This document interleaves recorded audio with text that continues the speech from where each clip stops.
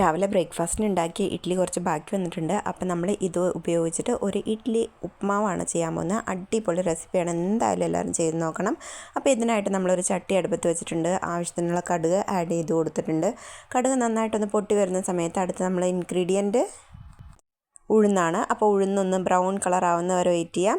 അപ്പോൾ അതിനുശേഷം നമ്മൾ അടുത്തായിട്ട് ആഡ് ചെയ്യാൻ പോകുന്നത് നമ്മൾ ചെറുതായി അരിഞ്ഞു വെച്ചിരിക്കുന്ന സബോള, പച്ചമുളക്, കറിവേപ്പില, ഇഞ്ചി, ഇത്രയും സാധനങ്ങളാണ്. അപ്പോൾ ഇതൊന്ന് നന്നായിട്ട് വഴറ്റിയെടുക്കുക.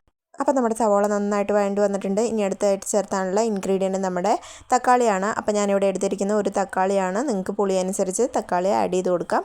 അപ്പോൾ ഒരു തക്കാളി നമ്മൾ ഇതിലേക്ക് ആഡ് ചെയ്ത് കൊടുത്തിട്ട് നമ്മൾ നന്നായിട്ടൊന്ന് വഴറ്റി കൊടുക്കുക.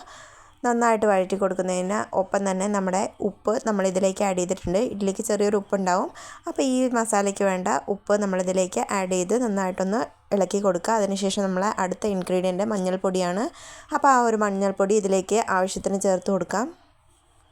1/2 സ്പൂൺ മുളക് പൊടിയും അതേപോലെ തന്നെ 1/2 സ്പൂൺ ചിക്കൻ മസാലയും കൂടി ഇതിലേക്ക് ആഡ് ചെയ്ത് നന്നായിട്ടൊന്ന് ഇളക്കി കൊടുക്കാം. ഈ ഒരു പൊടികളെല്ലാം ആ ഒരു പച്ച ചൊവയൊക്കെ മാറി നന്നായിട്ടൊന്ന് വഴണ്ടി വരട്ടെ. അതിനുശേഷം നമ്മളിതിലേക്ക് ആഡ് ചെയ്യാൻ പോകുന്ന നമ്മുടെ മെയിൻ ഇൻഗ്രീഡിയൻറ്റ് ഇഡ്ഡലിയാണ്. ഇത് നമ്മൾ കൈകൊണ്ട് നന്നായിട്ട് ഉടച്ചെടുത്ത് വെച്ചിട്ടുണ്ട്. അപ്പോൾ നമ്മുടെ ഈ ഒരു ഗ്രേവി നന്നായിട്ട് സെറ്റായി വന്നിട്ടുണ്ട്. ഇതിലേക്ക് നമ്മൾ ഈ ഉടച്ച് വെച്ചിരിക്കുന്ന ഇഡ്ഡലിയാണ് ആഡ് ചെയ്യാനുള്ളത്. അപ്പോൾ ഈ ഇഡ്ഡലി ആഡ് ചെയ്ത് നന്നായിട്ടൊന്ന് ഇളക്കി യോജിപ്പിച്ചിട്ടുണ്ടെന്നുണ്ടെങ്കിൽ നമ്മുടെ അടിപൊളി സ്വാദുള്ള ഇഡ്ഡലി ഉപ്മാവ് റെഡി ആയിട്ടുണ്ട്. അതിനുശേഷം ലാസ്റ്റായിട്ട് നമ്മൾ കുറച്ച് മല്ലിച്ചപ്പും കൂടി ആഡ് ചെയ്യുകയാണെന്നുണ്ടെങ്കിൽ നമ്മുടെ ഉപ്മാവ് റെഡി ആയിട്ടുണ്ട്.